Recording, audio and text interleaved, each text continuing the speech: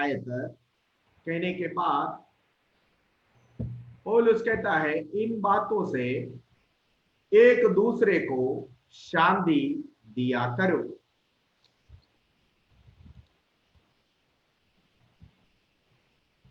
हमें परमेश्वर के वचन के अलावा शांति और कहीं से नहीं मिल सकता है। शांति मिलने का एकमात्र एक जगह परमेश्वर की उपस्थिति और परमेश्वर का वचन है। यीशु मसीह अपने चेलों को बताया, मैं अपनी शांति तुम्हें दिया जाता हूं। प्लीज रीड विथ मी, मेरे साथ आप निकाले यूहन्ना रचित सुसमाचार उसका 14 अध्याय की 27 आयत को पढ़ेंगे। John's gospel 14:27। मैं अपनी शांति तुम्हें दिया जाता हूं। पढ़िए। लूका यूहन्ना 14:27।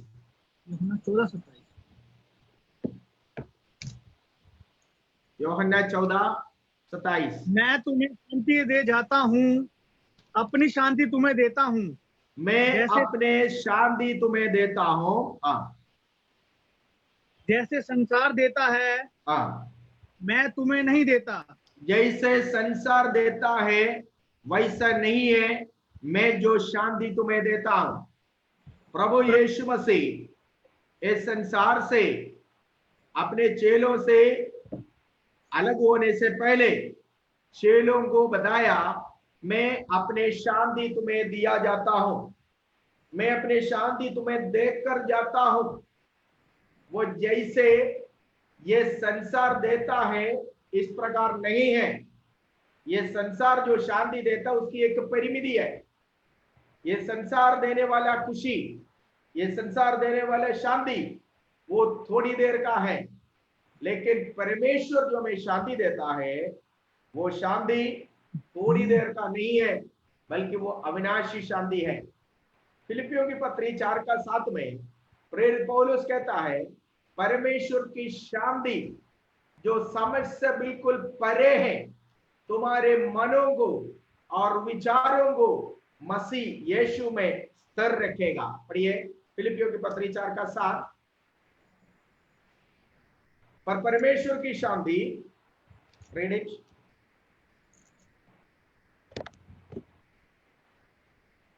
फिलिपियों की पत्री 4:7, जो सारी समझ से परे है, बाइबल थोड़ा नीचे करके पकड़ो, विचारों को मसीह यीशु में सुरक्षित रखेगी। परमेश्वर की शांति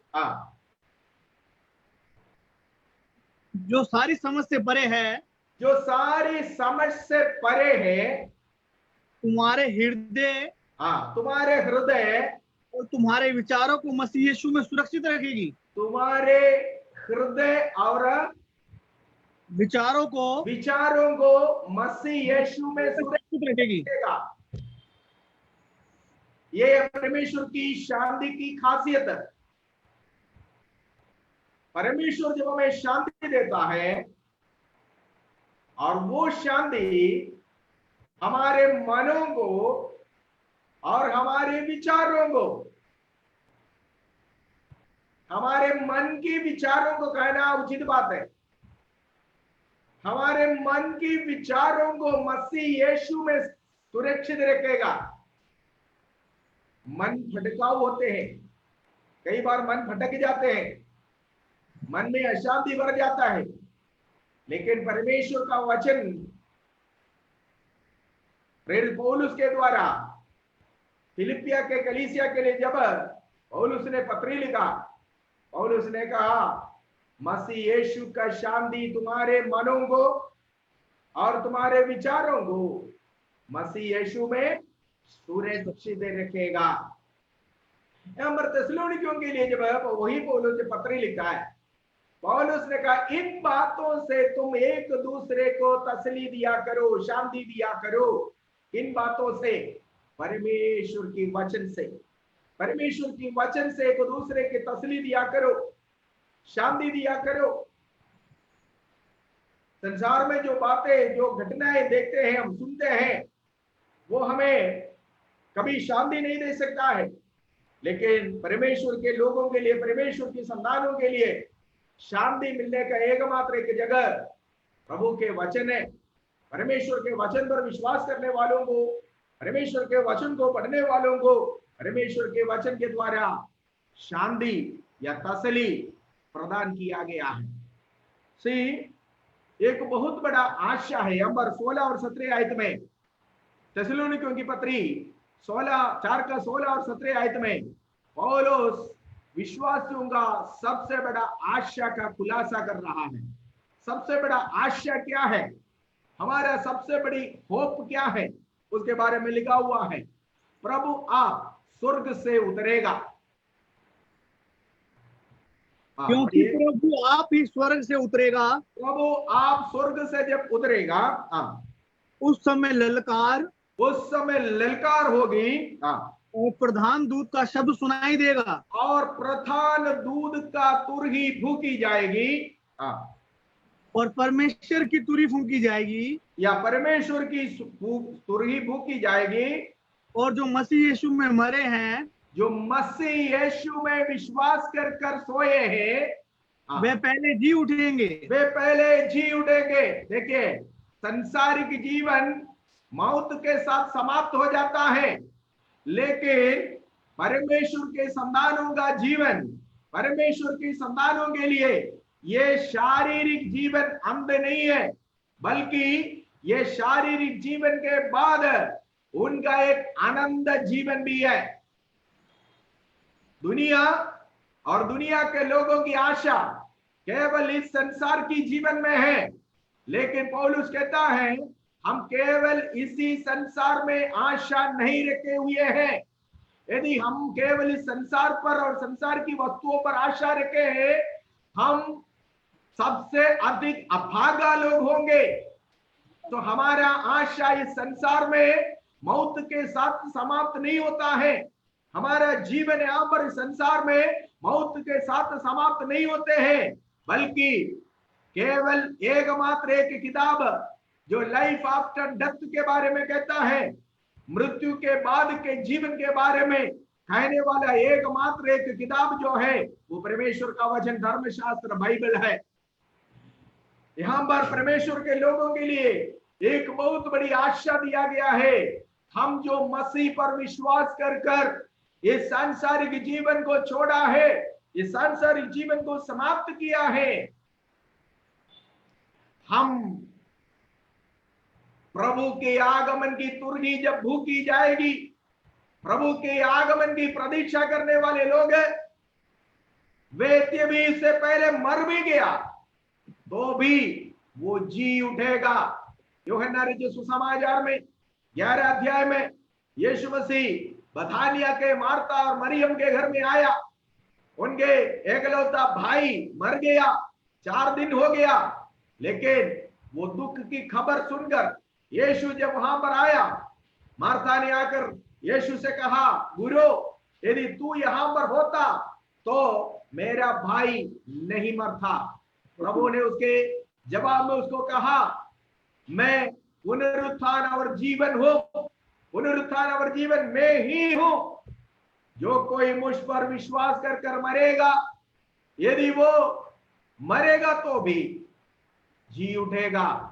जो कोई मुझ पर विश्वास करेगा, यदि कोई मरेगा तो भी जिएगा। मतलब मुझ पर विश्वास करने वाला शारीरिक तौर से मरेगा तो भी जिएगा। एक बहुत बड़ा आशा प्रभु ने वहां पर दिया, तो प्रोमिस दिया है कि उन पर विश्वास कर मरने वाले एक दिन जी उठेंगे, पुनरुत्थान होंगे।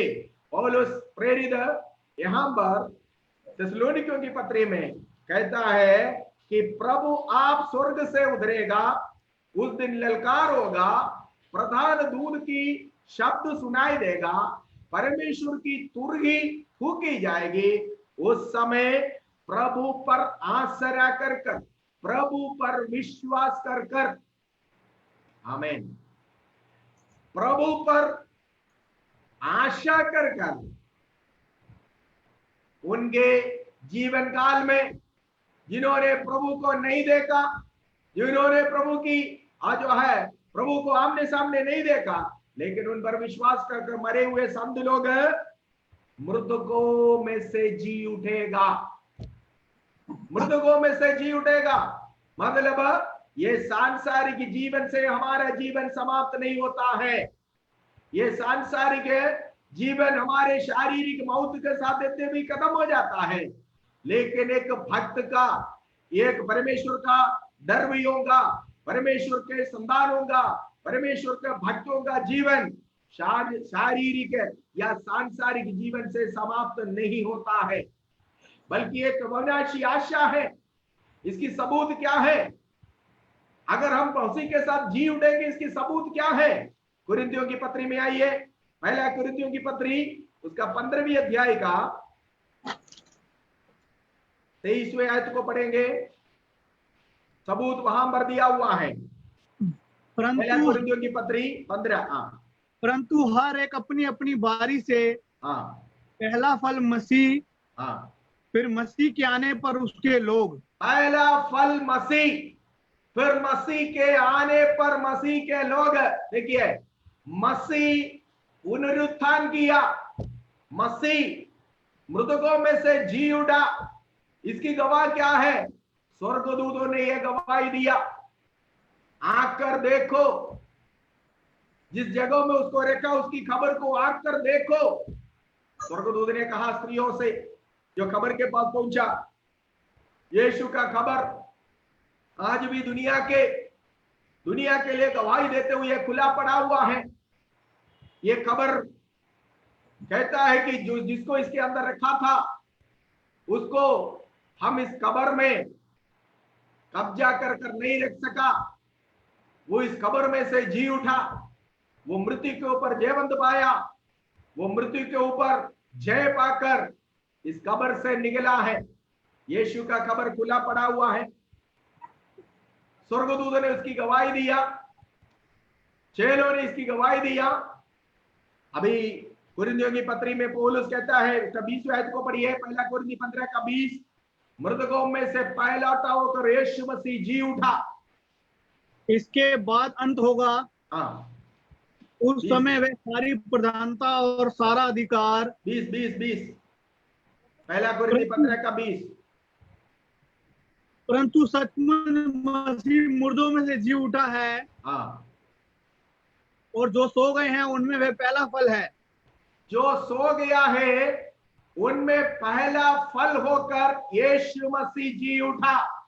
सबूत यही है, अगर यीशु मसीह पहला फल होकर मृतकों में से जी उठा, यीशु मसीह मृतकों में से फर्स्ट फ्रूट पहला फल होकर जी उठा है, तो उन पर विश्वास कर सोए हुए, उन पर विश्वास कर शारीरिक जीवन समाप्त किया हुआ सारे संत लोग एक दिन जी उठेंगे। वो कब होगा? यीशु मसीह की आगमन की तुरही जब फूकी जाएगी, यीशु जब बादलों पर आएगा, यीशु मसीह की तुरही जब फूकी जाएगी, उस दिन उन पर विश्वास किए हुए, इन पर विश्वास कर सोया हुआ सारे संत लोग जी उठेंगे। इसलिए पौलुस कुरिन्थियों की पत्री में कहता है, यीशु मसीह मृतकों में से पहलौठा होकर जी उठा, और वो पहला फल ठहराया गया है। अगर ऐसा है तो 23वें आयत में लिखा हुआ है, पहले प्रभु, उसके बाद उसके लोग उसके आगमन में। अगर ऐसा है तो यीशु पहलौठा होकर जी उठा और पुनरुत्थान किया, तो यीशु के आगमन में उस पर विश्वास करने वाले संत लोग, उन पर विश्वास करने वाले विश्वासी गण, इस संसार को सांसारिक तौर पर शारीरिक मृत्यु को हासिल किया हुआ लोग अविनाशी दिशा में यीशु से मिलने के लिए बादलों पर उठा लिया जाएगा। पौलुस थिस्सलुनीकियों को ये आशा दे रहा है। इसलिए मौत से डरना नहीं, इसलिए मौत समाप्त नहीं है हर चीज का। मौत अंत मत समझो, मौत से केवल दुष्टों को डरना है, क्योंकि उनको अगला जीवन में भी, मौत के बाद भी उन्हें परमेश्वर की ओर से दंड प्राप्त करना। लेकिन संतों के लिए, विश्वासी गणों के लिए मौत से डरने की आवश्यकता नहीं है, कारण मौत के बाद वो उनके परमेश्वर के साथ स्वर्गीय भवन में आनंद काल का जीवन जीने जाएंगे। एक बहुत बड़ा आशा है, एक बहुत बड़ा होप है जो प्रभु ने यहाँ पर दिया गया है। इसलिए पौलुस थिस्सलुनीकियों की पत्री में इस प्रकार कहता है कि तुम इन वचनों के द्वारा एक दूसरे को तसल्ली दिया करो। ठीक है, हम लोग इन बातों से प्रचार करना डरते हैं, क्योंकि मौत के बारे में, मृत्यु के बारे में, ये सब के बारे में सुनना लोगों को डर लगता है। लेकिन मरने के बाद एक डेड बॉडी के सामने खड़े होकर प्रचार ये वचन करने से वो नहीं सुनता है। लेकिन जीते ही जब हम जिंदा रहते हैं तब हमें इन वचनों को पढ़ना चाहिए, समझना चाहिए, इसमें हमें आनंदित होना चाहिए। प्रभु कहता है, पहला थिस्सलुनीक 4:16 पढ़िए। क्योंकि प्रभु आप ही स्वर्ग से उतरेगा, उस समय ललकार और प्रधान दूत का शब्द सुनाई देगा, आगे और परमेश्वर की तुरही सुनी जाएगी, और जो मसीह में मरे हैं वे पहले जी उठेंगे। देखिए, सारे नहीं जी उठेंगे, बल्कि जो मसीह में मरे हुए लोग हैं। मसीह में मरने वाले कौन होने चाहिए? मसीह में मरे हुए लोग, मसीह में जिया हुआ लोग है। मसीह को कबूल कर कर, तौबा कर कर, मन फिरा कर मसीह को अपना जीवन का मुक्तिदाता के रूप में ग्रहण किया हुआ लोग है।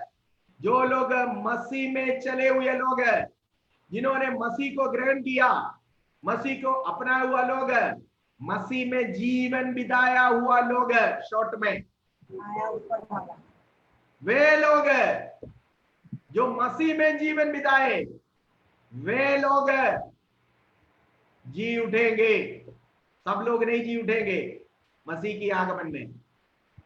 मसीह की आगमन में केवल वही लोग जी उठेंगे जो लोग मसीह में जीवन बिताया, पापमय जीवन छोड़कर प्रभु यीशु मसीह को जीवन की मुक्तिदाता के रूप में ग्रहण कर यीशु मसीह को अपने जीवन के हालेलुया मुक्तिदाता के रूप में कबूल कर अपना जीवन रूपी नाव को यीशु मसीह के हाथों में दिया हुआ लोग है।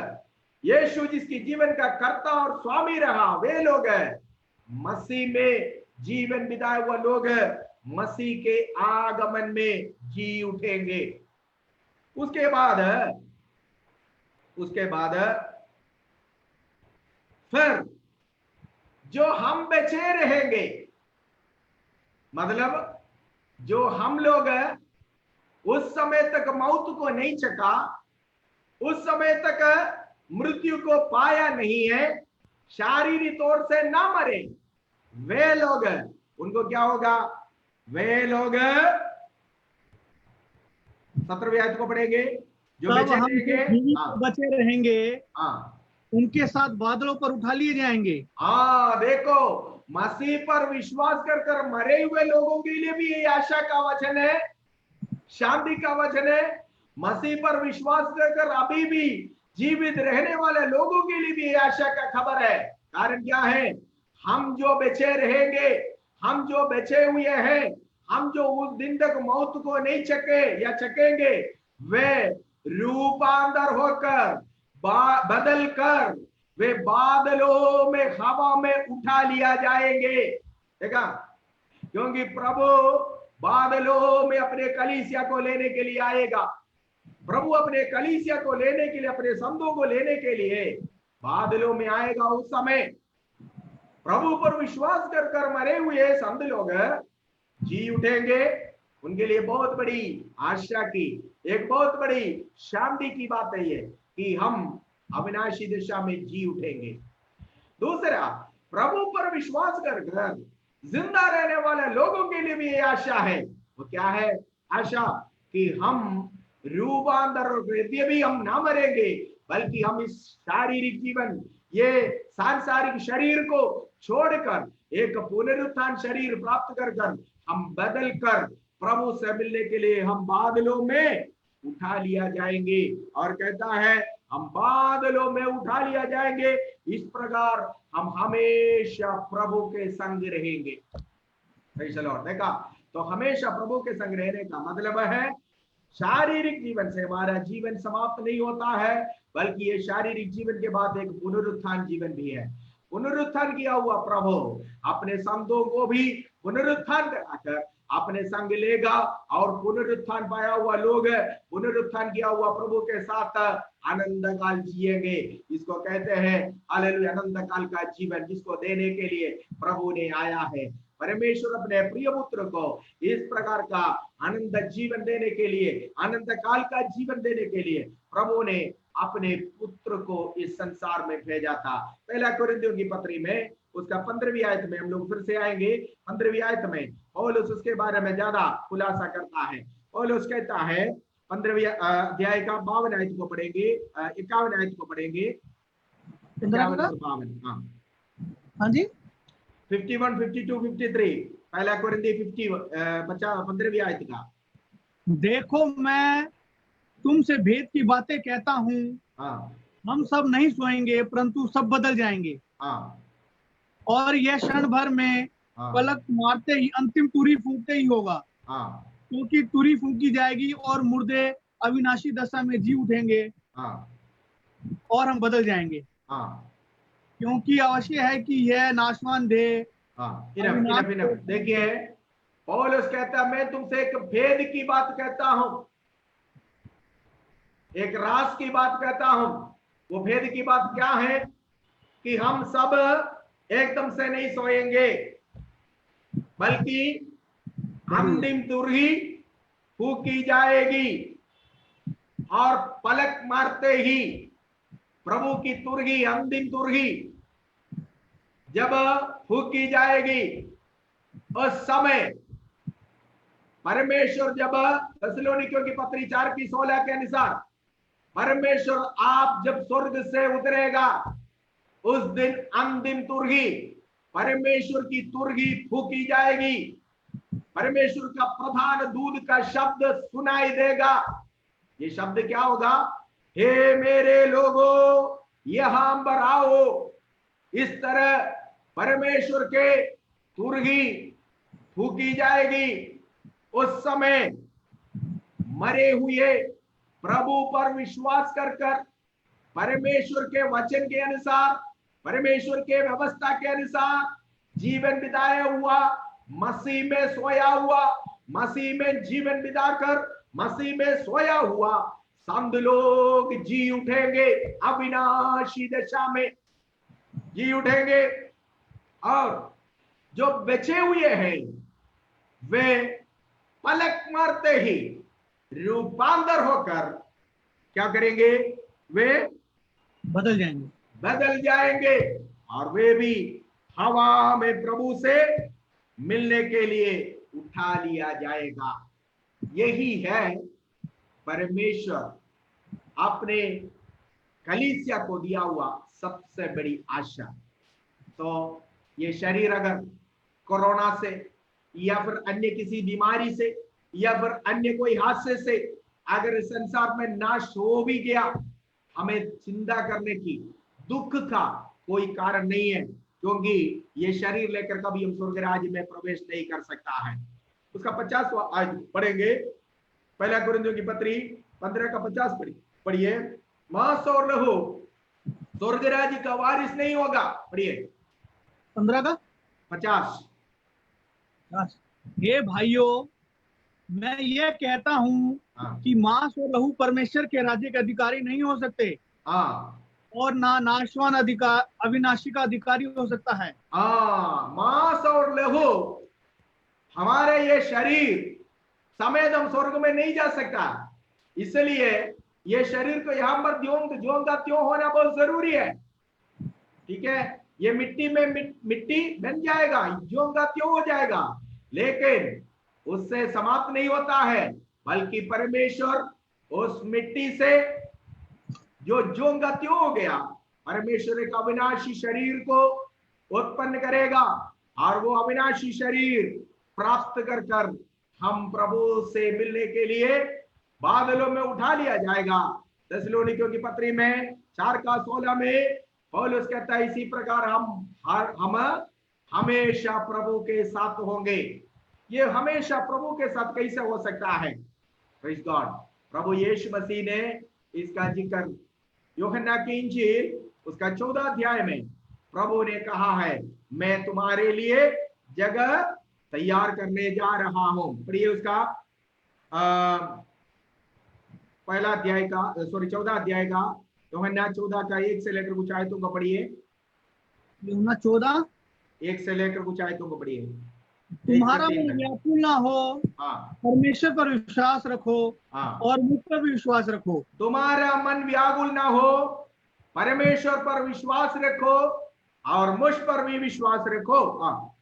मेरे पिता के घर में बहुत से रहने के स्थान हैं। यदि ना होते तो मैं तुमसे कह देता। मेरे पिता के घर में बहुत से रहने का स्थान है, यदि नहीं होता तो मैं तुमसे कहता। पौलुस थिस्सलुनीकियों की पत्री में यहां पर इस घर में हम लोग हमेशा आनंद काल प्रभु के साथ रहने की बातें जिक्र कर रहा है। इस प्रकार हम हमेशा प्रभु के साथ होंगे। कहां होंगे? इस घर में जो प्रभु ने हमारे लिए वायदा किया, जो प्रभु ने हमारे लिए प्रॉमिस किया, जो प्रभु हमारे लिए तैयार करना। अगली आयत को भी, अगली बात को सेंटेंस को पढ़िए। मैं तुम्हारे लिए मेरे पिता के घर में बहुत से रहने के स्थान हैं। यदि ना होते तो मैं तुमसे कह देता, क्योंकि मैं तुम्हारे लिए जगह तैयार करने जाता हूं। मैं तुम्हारे लिए जगह तैयार करने जा रहा हूं। देखो, प्रभु यीशु मसीह पिछले 2020 साल से हमारे लिए जगह तैयार कर रहा है स्वर्ग में, और प्रभु ने वायदा किया। पढ़िए।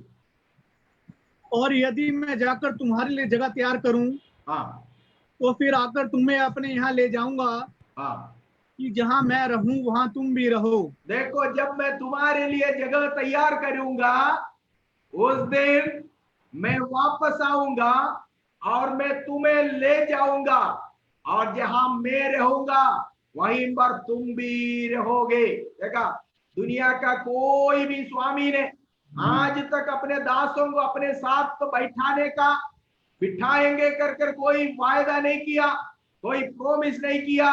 केवल और केवल हमारा प्रभु ने यह वायदा किया, जहां पर मैं बैठूंगा वहां पर तुम भी रहोगे। दुनिया का कोई भी स्वामी ने, कोई भी धर्मगुरु ने आज तक ये नहीं कहा मेरा भवन में तुम लोग वास कर सकते हो, मेरे घर में तुम लोग वास कर सकते हो।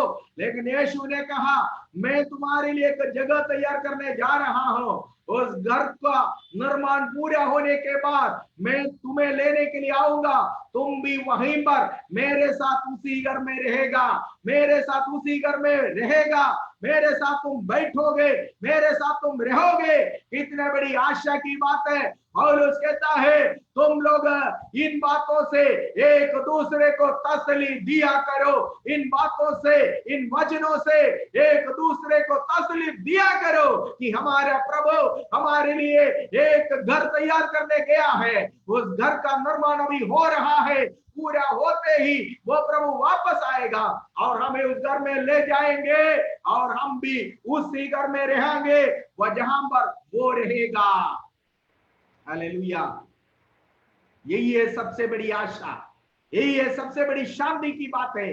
पौलुस कहता है थिस्सलुनीकियों को, इन बातों से एक दूसरे को तसल्ली दिया करो, इन बातों से एक दूसरे को शांति दिया करो। संसार में अशांति की बातें देखते हैं, संसार में अशांति की बातें सुनते हैं, लेकिन परमेश्वर के वचन में तुम्हें शांति की बात है। वो क्या है? हमारे प्रभु आने वाला है, हमारे प्रभु की आगमन होगा, हमारे प्रभु की आगमन अति शीघ्र है। लेकिन हालेलुया, प्रेज़ द लॉर्ड, प्रभु आएगा, उस समय हालेलुया मैं रूपांतर होकर मैं बदल जाऊंगा।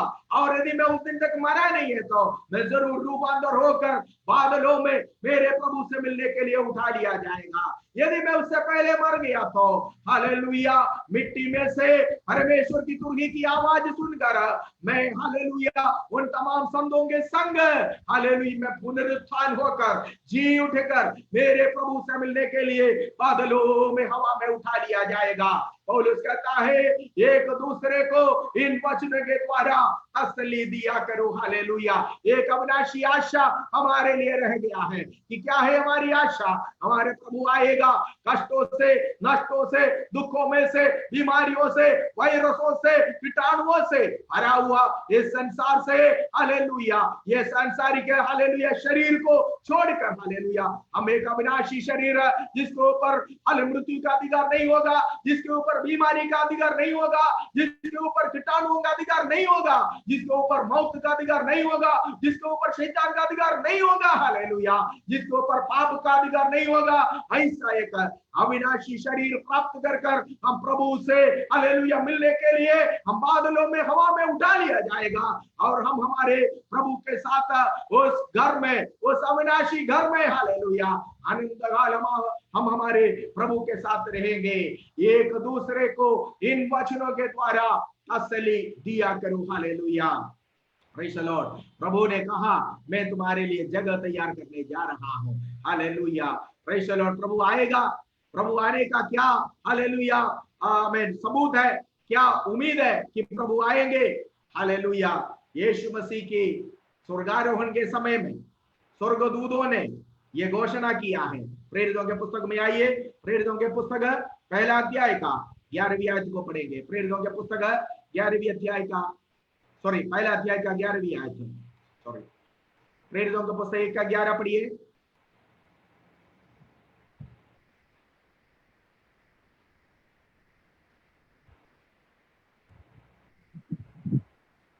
और उसने उनसे कहा हे गलीली पुरुषों तुम क्यों खड़े आकाश की ओर देख रहे हो? यही यीशु जो तुम्हारे पास स्वर्ग पर उठा लिया गया, इसी रीति से तुमने जिस रीति से तुमने उसे स्वर्ग को जाते देखा उसी रीति से वह फिर आएगा। यीशु मसीह के स्वर्गारोहण को देखकर शहीद हो गया हुआ लोगों को, चेलों को स्वर्गदूतों ने ये आश्वासन दिया, स्वर्गदूतों ने वायदा दिया कि हे गलीली पुरुषों तुम लोग आकाश की ओर ताकते हुए क्यों खड़े हो? जिस यीशु को तुमने तुमसे जाते हुए देखा इसी प्रकार वही यीशु जिस प्रकार वो गया उसी प्रकार वापस आएगा। किस प्रकार यीशु गया? यीशु को बादलों में यीशु मसीह उठा लिया गया। एक बादल ने आकर चेलों को और यीशु मसीह को एक दूसरे से अलग कर दिया। बादलों पर उठा लिया गया हुआ प्रभु बादलों पर प्रकट होगा। ये स्वर्गदूतों ने इसकी घोषणा किया। यीशु मसीह की पहले आगमन के बारे में स्वर्गदूतों ने खबर दिया था, घोषणा किया था। यीशु की मां मरियम के पास स्वर्गदूत ने आकर कहा कि एक बालक को तू एक गर्भवती होगा, एक बेटे को जन्म देगा, उसका नाम इम्मानुएल रखना है। यीशु मसीह की खबर की, यीशु मसीह की पैदाइश की खबर स्वर्गदूतों ने गडरियों को सुनाया। यीशु मसीह के पुनरुत्थान की खबर स्वर्गदूतों ने सुनाया। यीशु मसीह की स्वर्गारोहण की खबर स्वर्गदूतों ने सुनाया। यीशु मसीह की वापस आने का खबर भी स्वर्गदूतों ने सुनाया।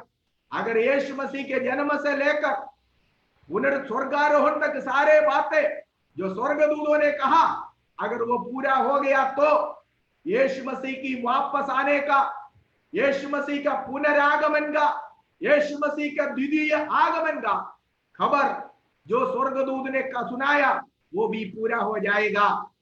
यीशु बादलों पर आएगा।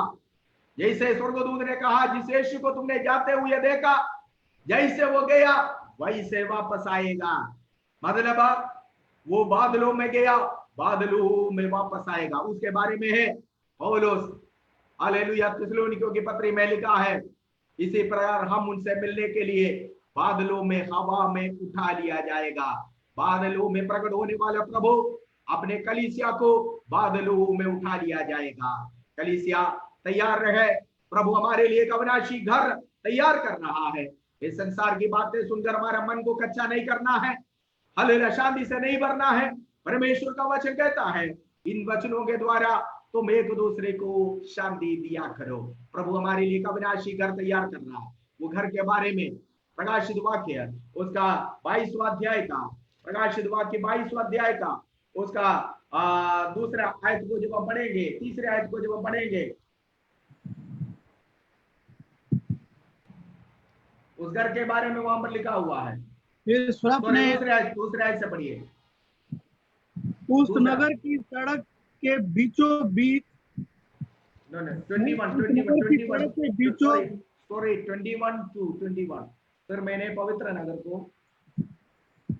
फिर मैंने पवित्र नगर नए यरूशलेम को स्वर्ग से परमेश्वर के पास से उतरते देखा। वह उस दुल्हन के समान थी जो अपने पति के लिए श्रृंगार किए हो। फिर मैंने सिंहासन में से किसी को ऊंचे शब्द से यह कहते हुए सुना, देख परमेश्वर का डेरा मनुष्यों के बीच में है। वह उनके साथ डेरा करेगा और वह उसके लोग होंगे और परमेश्वर आप उनके साथ रहेगा और उनका परमेश्वर होगा। वह उनकी आंखों से सब आंसू पोंछ डालेगा और इसके बाद मृत्यु ना रहेगी, ना शोक, ना विलाप, ना पीड़ा रहेगी, पहली बातें रहेंगी। यही है वो घर जो प्रभु ने यूहन्ना 14 में वायदा कर गया। प्रभु कहा कि मैं तुम्हारे लिए एक जगह तैयार करने जा रहा हूं। जब मैं तुम्हारे लिए जगह तैयार करूंगा, मैं वापस आऊंगा और तुम्हें मैं उस घर में ले लूंगा जहां पर मैं रहूंगा। उस घर के बारे में यूहन्ना को परमेश्वर ने दर्शन में दिखाया कि वो घर कैसा है। पवित्र नगर यरूशलेम स्वर्ग से परमेश्वर के पास से उतरते देखा हमारे लिए स्वर्ग में प्रभु यीशु मसीह पिछले 2020 साल से तैयार करने वाला वो घर एक दिन स्वर्ग से पृथ्वी की ओर उतर कर आएगा। उधरते देखा वो दुल्हन के समान थी जो अपने पति के लिए श्रृंगार किए हो। फिर मैंने सिंहासन में किसी को ऊंचे शब्द से कहते हुए कहा, देख परमेश्वर का डेरा मनुष्यों के बीच में है। देखिए एदन वाटिका में आदम और हव्वा के संग रहा हुआ परमेश्वर, मनुष्य ने पाप किया, पाप के कारण परमेश्वर और मनुष्य के बीच में जो संगति था उसको टूट गया है। और परमेश्वर मनुष्य को एदन वाटिका, संगति की वाटिका से दूर निकालने के बाद परमेश्वर की इच्छा था कि दोबारा परमेश्वर मनुष्य के साथ संगति करे, लेकिन मनुष्य पापी होने के कारण वो कार्य नहीं हो पाया। सो परमेश्वर इंतजार किया, लेकिन मूसा के समय में जब परमेश्वर ने इस्राएलियों को मिस्र देश से छुड़ाकर प्रतिज्ञा का देश की ओर जब जा रहा था, मरुस्थल में परमेश्वर ने निर्गमन की पुस्तक 25वां अध्याय में मूसा को इस पर कहता है, मैं उनके बीच में रहना चाहता हूं, इसलिए वो मेरे लिए एक निवास स्थान बनाए। सो इस प्रकार परमेश्वर के लोगों को परमेश्वर से संगति करने के लिए मरुस्थल में एक निवास स्थान परमेश्वर बनाया, एक तंबू बनाया। उसका नाम मिलाप वाली तंबू है, मेल मिलाप का तंबू है। तो परमेश्वर और मनुष्य आपस में मिलने का जगह। लेकिन वो भी मरुस्थल के बाद जो है सफर में परमेश्वर ऐसा करता रहा। उसके बाद लोग जब अपने देश में आया, प्रतिज्ञा के देश में आया, कई मंदिर बनाया गया, सब कुछ तोड़ दिया गया है। अब परमेश्वर अपने कलीसिया को एक वायदा किया है, मैं तुम्हारे लिए एक जगह तैयार करने जा रहा हूं। जब मैं तुम्हारे लिए जगह तैयार करूंगा, मैं आकर तुम्हें ले लूंगा और तुम मेरे साथ रहोगे। Praise God. जब कलीसिया यहां से उठा लिया जाएगा, स्वर्ग में कलीसिया बादलों में उठा लिया जाएगा, कलीसिया को रहने के लिए परमेश्वर तैयार किया हुआ जगह यह है। जब ये वचन पूरा हो जाएगा, परमेश्वर आदि में जैसे परमेश्वर तंबू में रहकर अपने लोगों के साथ में लोगों के बीच में रहा करता था, इसी प्रकार ये वचन पूरा हो जाएगा। देख परमेश्वर का डेरा मनुष्यों के बीच में है, वो उनके साथ डेरा करेगा और वे उसके लोग होंगे। ठीक है, 1 कुरिन्थियों की पत्री से पत्री में पौलुस इसके बारे में जिक्र करता 2 कोरिन्थियंस में 6वां अध्याय में, मैं उनके बीच में रहा करूंगा, तुम मेरे लिए संतान होंगे और मैं तुम्हारा पिता ठहराऊंगा। 2 कोरिन्थियंस 6 में प्रेरित पौलुस कहता है। और परमेश्वर आप उनके साथ रहेगा और उनका परमेश्वर होगा। देखा, परमेश्वर और इंसान, परमेश्वर और कलीसिया एक साथ होंगे। कहां पर? नवा यरूशलेम, जो परमेश्वर अपने लोगों के लिए तैयार किया हुआ कलीसिया का निवास स्थान, कलीसिया के लिए प्रभु यीशु मसीह बनाने के लिए, तैयार करने के लिए गया हुआ उस राजमहल में हम हमारे प्रभु के साथ राज्य करेंगे, हम वास करेंगे, हम उनके साथ रहेंगे, हम उनके साथ बैठेंगे, क्योंकि यीशु ने कहा मैं तुम्हें अपने साथ बिठाऊंगा। यीशु ने कहा तुम मेरे साथ रहोगे, हम उनके साथ रहेंगे, हम उनके साथ बैठेंगे। इन वचनों के द्वारा एक दूसरे को तसल्ली, शांति दिया करो। हालेलुया। पौलुस कहता है, हालेलुया, प्रेज़ द लॉर्ड, इन वचनों के द्वारा तुम एक दूसरे को शांति दिया करो। हालेलुया। उस घर में कोई आंसू नहीं होगा, उस घर में कोई दर्द नहीं होगा, उस घर में कोई हालेलुया भय नहीं होगा, उस घर में कोई दुख नहीं होगा, क्योंकि परमेश्वर आप हमारी आंखों से आंसू पोंछ डालेगा। और हालेलुया, वहां मृत्यु ना होगा और ना शोक ना होगा और ना विलाप होगा, ना पीड़ा रहेगा और हालेलुया कोई इस तरह की बात नहीं होगा, बल्कि वहां पर आनंद ही आनंद है।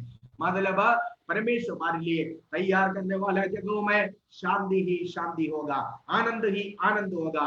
इन बातों के द्वारा, इन वचनों के द्वारा एक दूसरे को तसल्ली दिया करो। हालेलुया। Praise the Lord. प्रभु आप स्वर्ग से उतरेगा उस समय, hallelujah, praise the Lord, amen, hallelujah. परमेश्वर की प्रधान दूत की शब्द सुनाई देगा, परमेश्वर की तुरही फूकी जाएगी, मसीह में सोए हुए सारे संत लोग अविनाशी दिशा में जी उठेगा। हम जो बचे हुए हैं, हम जो बचे रहेंगे, हालेलुया, रूपांतर होकर प्रभु से मिलने के लिए हवा में, बादलों में उठा लिया जाएगा। इन वचनों के द्वारा एक दूसरे को शांति दिया करो। हालेलुया। प्रकाशित वाक्य उसका 22वां अध्याय का हमें 7वें आयत में इस पर लिखा हुआ है, धन्य है वो मनुष्य जो इस भविष्यवाणी की पुस्तक की बातें मानता है। हालेलुया। ये भविष्यवाणी की बातें जो सुनता है वो धन्य है, जो मानता है वो धन्य है। हालेलुया। क्योंकि हालेलुया मसीह कलीसिया के लिए, मसीह लोगों के लिए, परमेश्वर के हालेलुया संतों के लिए एक अविनाशी आशा है कि भले कुछ भी हो जाए, हालेलुया, ये सांसारिक मौत हमारे जीवन का अंत नहीं है, बल्कि ये शरीर अगर टूट भी जाए, ये शरीर अगर खत्म भी हो जाए किसी भी तरीके से, बीमारी से या अन्य किसी तरीके से, ये शरीर नाश भी हो जाए तो भी हालेलुया हम शरीर समेत एक अविनाशी शरीर को धारण करते हुए, प्राप्त करते हुए हमारे प्रभु के संग हम आनंद काल रहेंगे। ये हमारा जीवित आशा है, ये हमारा हालेलुया अविनाशी आशा है जो प्रभु ने हमें दिया है। वो प्रभु हमारे लिए जगह तैयार करने के लिए गया है, हमारे लिए घर स्वर्ग में तैयार हो रहा है।